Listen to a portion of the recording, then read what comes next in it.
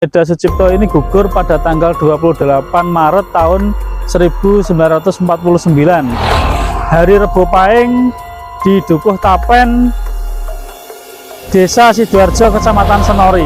Mungkin bisa di-shoot agak dekat Mas ya ini. Mungkin di lokasi ini merupakan saksi sejarah, saksi bisu pada saat itu Ledda Sucipto gugur ya dalam perjuangannya membela Indonesia. Demikian laporan saya, karena kita berada di antara sawah, tidak ada narasumber yang bisa kita temui. Nanti akan kita berikan referensi-referensi lain terkait Ledda Sucipto ini. Paling tidak panjenengan tahu perjuangannya, bahwa patung yang ada di Tuban, yang ada di pojok GOR dan juga pojok gedung DPRD itu adalah patung Ledda Sucipto dan gugurnya di daerah Tapen sini ya. Agresi militer Belanda kedua di wilayah Tuban. Belanda membutuhkan bahan bakar supaya kendaraan dan peralatan perang bisa terus digunakan. Karena itulah, setiba di pantai Glondong Gede, Tuban, tanggal 18 Desember tahun 1948 silam, sebagian besar pasukan langsung diarahkan ke wilayah Senori, Tuban dan Cepu, Blora. Kenapa dua daerah itu menjadi sasaran utama? Jawabannya, sumur-sumur minyak mentah. Sumur-sumur minyak mentah itu berada di sisi selatan Kabupaten Tuban.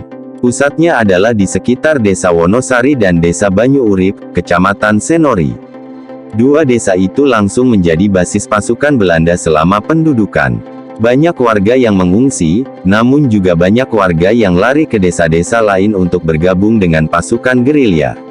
Sadar kalau Belanda punya kepentingan besar di desa ini, pasukan gerilya menyusun kekuatan di desa-desa sekitarnya.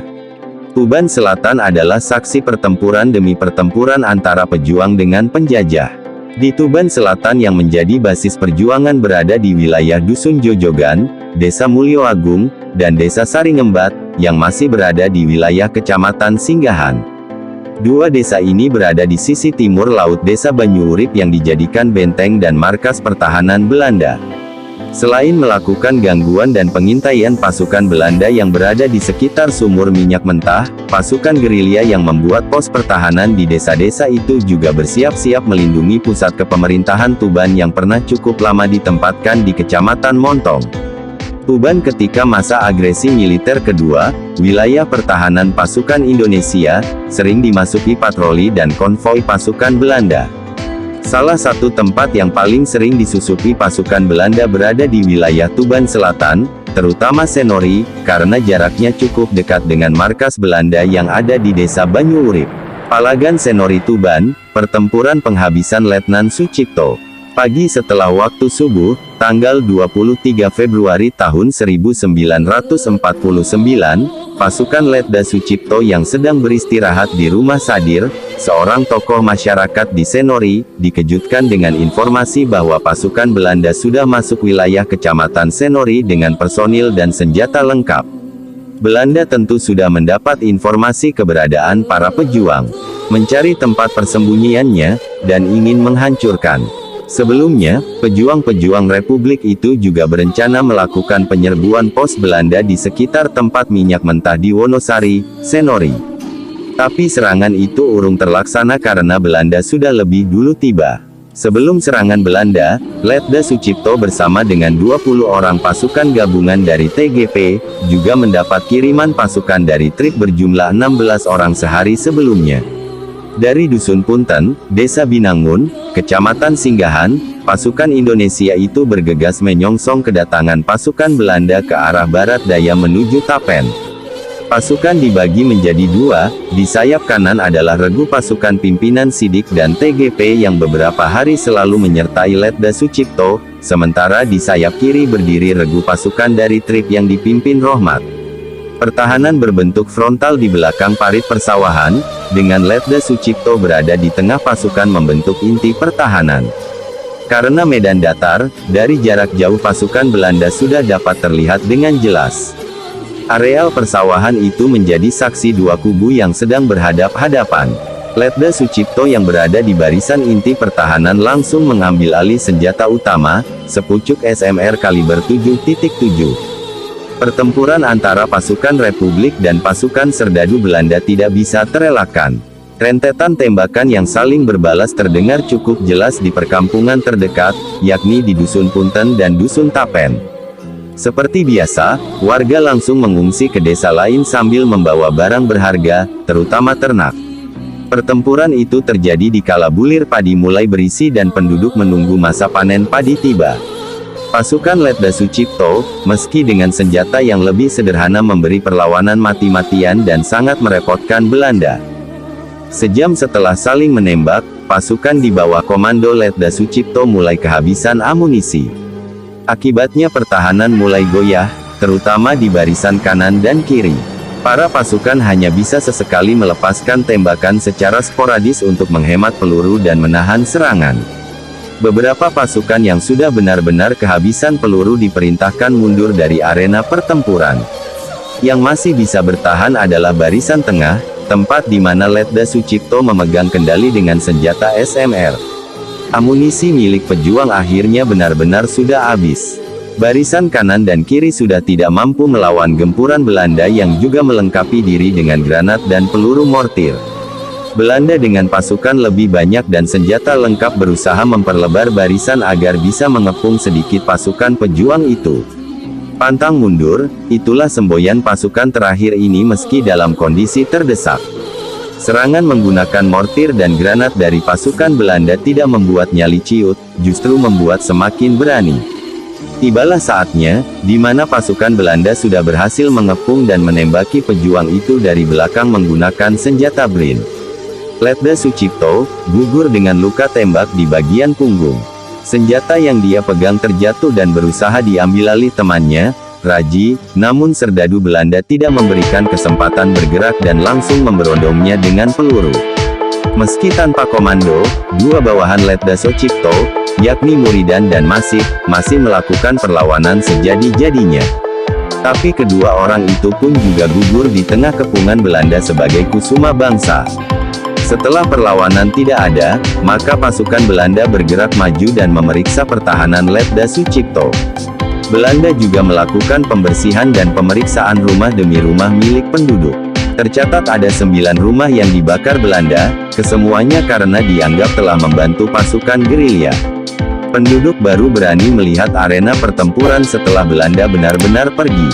Penuturan warga sekitar, Letda Sucipto gugur dengan kondisi tengkurap di areal persawahan. Ada juga jenazah pejuang itu yang dibenamkan pasukan Belanda di selokan berlumpur dan ditinggalkan begitu saja. Warga juga yang kemudian ikut mengevakuasi jenazah 4 pejuang itu. Setelah dimandikan, mereka dimakamkan di salah satu lahan kosong yang sekarang dipergunakan sebagai SDN Saringembat, Kecamatan Singgahan. Bahkan untuk mengenangnya, nama jalan desa tersebut adalah Jalan Letda Sucipto. Makam 4 pejuang kemerdekaan itu baru dipindah lagi ke makam pahlawan sekitar tahun 70-an. Untuk mengenang gugurnya sang pahlawan kusuma bangsa, Letda Sucipto, maka dibangunlah 2 monumen di tempat gugurnya beliau beserta 3 pejuang lainnya di Dusun Tapen, Desa Sidoharjo, Kecamatan Senori.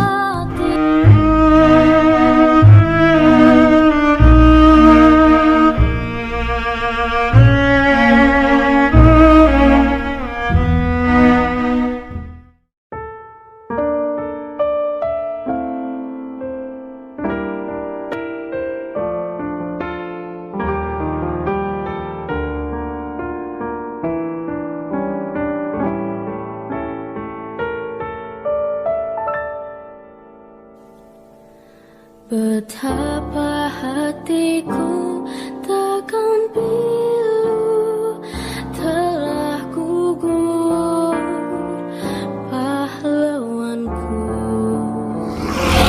Assalamualaikum warahmatullahi wabarakatuh. Jumpa lagi di Bayan Arif Channel. Dalam kesempatan kali ini saya berada di Desa Sidoharjo, Kecamatan Senori, Kabupaten Tuban, tepatnya di Dukuh Tapen ya. Kebetulan kita mau ke arah Sendang Senori, kita melewati Desa Sidoharjo dan ada 2 tugu kembar ini ya. Mungkin ini tugu yang lama Ini tugu yang baru. Tugu ini merupakan bentuk suatu bentuk apa namanya monumen ya, untuk memperingati gugurnya salah satu pahlawan dari Tuban ya, yakni Letnan Sucipto ya. Nah, kalau kebetulan panjenengan semua melintas di kota Tuban, ada patung di pojoknya gedung DPRD dan juga Gor Tuban ya. Patung itu merupakan patung Ledda Sucipto. Jadi gugurnya dulu pertempurannya di sini, kemudian diperingati atau diberi sebuah penghargaan berupa monumen ya. Jadi Letnan Ledda Sucipto ini gugur pada tanggal 28 Maret tahun 1949, hari Rebo Pahing di Dukuh Tapen, Desa Sidoarjo, Kecamatan Senori. Mungkin bisa di-shoot agak dekat Mas ya ini. Kemudian dibuat replika yang kedua, ini yang terbaru ya. Ini juga sebagai peringatan dibuatkan lagi. Di sini tertulis, di tempat ini Letnan Sucipto gugur sebagai kusuma bangsa pada tanggal 8 Maret tahun 1949. Teruskan perjuangannya diresmikan tanggal 20 Mei tahun 1984 oleh Camat Senori Pak Abdul Aziz Rahman. Nah, ini merupakan salah satu monumen yang lainnya ya, yang di sebelahnya ini. Mungkin di lokasi ini merupakan saksi sejarah, saksi bisu pada saat itu Ledda Sucipto gugur ya dalam perjuangannya membela Indonesia. Demikian laporan saya, karena kita berada di antara sawah, tidak ada narasumber yang bisa kita temui. Nanti akan kita berikan referensi-referensi lain terkait Ledda Sucipto ini. Paling tidak panjenengan tahu perjuangannya, bahwa patung yang ada di Tuban, yang ada di pojok Gor dan juga pojok gedung DPRD itu adalah patung Ledda Sucipto dan gugurnya di daerah Tapen sini ya. Saya kira itu nanti akan kita tambah referensi lewat Google dan lain sebagainya. Saya akhiri, wassalamualaikum warahmatullahi wabarakatuh.